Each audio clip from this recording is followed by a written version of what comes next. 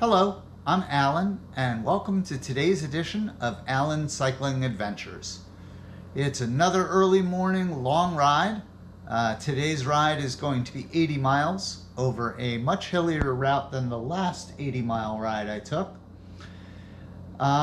Just a few more weeks to go before I have to ship my bike to California. Tomorrow I'm dropping my bike off at the bike shop to get a really thorough servicing, and then when I get it back, one, maybe two long rides before the trip, and then have them pack it and I'll ship it. So it's getting close. It's coming down to the wire. Anyway, if you enjoyed today's video, be sure to give it a thumbs up. Click the subscribe button to subscribe to my channel. And if you have any questions, comments, suggestions, or ideas for future editions of Alan's Cycling Adventures, be sure to leave them in the comments below. Well, without further ado, let's ride. Before I get into the stuff that I normally cover on these voiceovers, there is something I want to talk about first, primarily because it's something that's coming up in the video, but because the video is sped up, it's time-lapse video, if you don't know it's coming, you'll probably miss it. So I did want to talk about this first. On this ride, yes, it was a very hilly route, so success there. And one of the things that I challenged myself to not do was to not do what I call the walk of shame. That's when you come upon a hill that is either too steep or too long or both, and you just don't have the energy to ride up it, and you end up walking up it. I am proud to say I did not do the walk of shame at all. I did do what I call the walk of fear for my life, or perhaps the walk of sanity. And I will explain. On one of the early climbs on this ride, I was standing on the pedals. I saw a section of wet road up ahead. There were a number of sections of wet road. This was Sunday, March 24th, and in the Northeast we had quite a bit of rain on Saturday, March 23rd. So there were a number of sections of wet road, and I didn't think anything of it. And so I was standing on the pedals, climbing this hill, hit the wet patch of road, and went down hard. It was not wet, it was ice. It was so icy that when I went to get up, I couldn't get my footing and I couldn't get up from the road. I had to kind of slide out of the way in order to get to the shoulder and to the grass where it was dry. Or at least there was texture and I could, get up. In any event, that section is coming up fairly soon, so keep your eyes open on the video. But in any event, the walk of sanity or the walk of fear for my life was every time, whether I was going uphill, downhill, level, if I saw a wet section of road, I stopped and I walked the bike until I was past it and then got back on and rode. On a couple of occasions, I did have to get off the road because I couldn't get any footing on the road. So that was the walking in this ride. When I showed the footage of the fall to my son, the compassionate soul that he is, he lamented the fact that I did not have any real-time footage and therefore could not slow it down or anything like that. By the way, the wet section is coming up very soon. I might as well just wait for it and announce it when I see it. And here it comes, and there I go.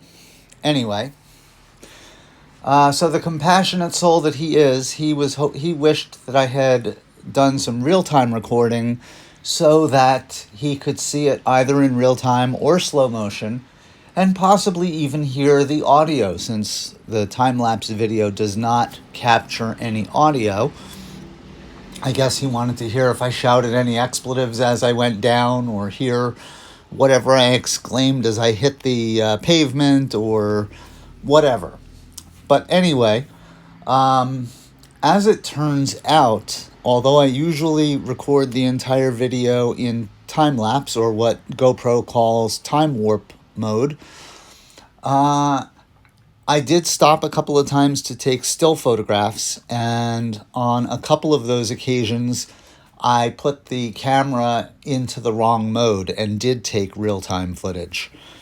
So I used an app to speed it back up, and the results weren't bad. It's a little bit shakier than the GoPro time warp video, but I think my next ride I'm going to try recording in real time with the audio in case something happens that I do want to show in real time. Also, that gives me the opportunity to grab photographs from it. And so there's some use to that. I will certainly try that approach out and see how it goes on my next video. I certainly want to nail down my strategy before my cross-country trip so that my videos on the trip are the highest quality possible. In any event, in terms of this ride, it was on Sunday, March 24th, and I started the actual ride at 5:36 a.m. It ended up being 81.53 miles with 4,992 feet of elevation gain. Strava informed me that that is the second most elevation gain I've ever had on a single ride. The most elevation gain being on a Gran Fondo I did a couple years ago in Pennsylvania, the Gran Fondo Hincapie Lehigh Valley. That one was slightly more. I don't remember exactly what, but it was more than 49.92. I may have to try to top that on one of my long rides leading up to this trip, though. We'll see. According to Garmin and Strava, I burned 2,225 calories. I had an average power output of 115 watts. In terms of the weather on this ride, at the start, Strava says it was clear and 30 degrees Fahrenheit with a feels-like temperature of 26 degrees Fahrenheit. The relative humidity was 57%, and the wind was 3.4 miles per hour from the north-northwest. According to Garmin, the minimum temperature I encountered was 23 degrees Fahrenheit. I do believe that to be accurate because of A, the ice on the road, and B, at about the 20-25 mile mark, my water bottle froze, and I started getting ice in the drinking tube for my Camelback. I did find, though, that it was just the tube that was icing up, and if I drank all of the water out of the tube until it was liquid again, I would be good for a while. So that was how I kept getting water on this trip.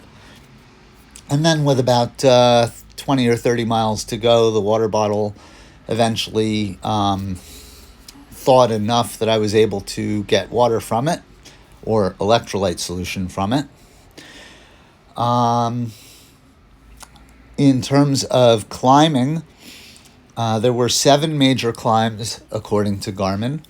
By the way, I do want to mention, here comes one of those segments that was shot in real time and sped up. So you can see what I mean by it's a little bit jumpier than the rest of the footage. But I think it's acceptable. I would like to know what you all think in the comments. The sped up section is almost done. And now we're back to time warp mode.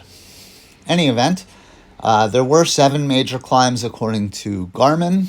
The first one was 3.89 miles in, with an average gradient of 5%, over 0.91 miles with an elevation gain of 282 feet. The second one was 29.6 miles in, average gradient 3%, over 0.75 miles, total elevation of 154 feet. The third one was 31.6 miles in, average gradient 5% over 0.54 miles with a gain of 161 feet. The fourth one was 43.5 miles in with an average gradient of 5% over 1.74 miles, gaining 489 feet. The fifth one was 46.2 miles in, average gradient 4% over 2.37 miles, gaining 505 feet. The sixth one was 52.1 miles in, average gradient 4%, gaining over 1.31 miles, gaining 302 feet. And the last major climb, according to Garmin, was 56.8 miles in, average gradient 3%, over 0.87 miles, gaining 171 feet. I did also look at the Strava segments, and Strava flagged 17 segments that were Category 4 climbs. And of those segments, the three steepest had an average gradient of 30.6%, 18.0%, and 15.3%. So I would definitely say this route qualifies as a hilly route. My average moving speed was 13.9 miles per hour. My maximum speed was 33.3 miles per hour.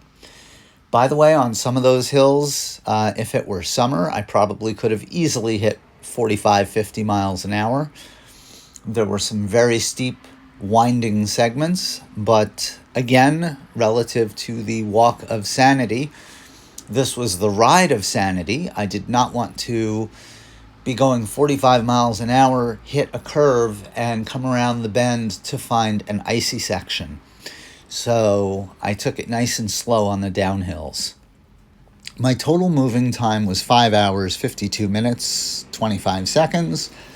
My elapsed time was 6 hours, 32 minutes, 11 seconds. My average heart rate was 131 beats per minute, and my max heart rate was 155. My average cadence was 66, with my max cadence being 100. And according to Garmin, I had a total of 21,959 pedal strokes.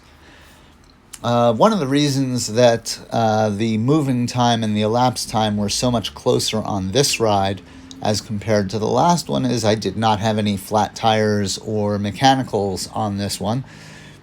Other than the fall, I did stop briefly to check the bike out, make sure everything was okay, make sure I was okay, but it was all good, and so that was basically the ride.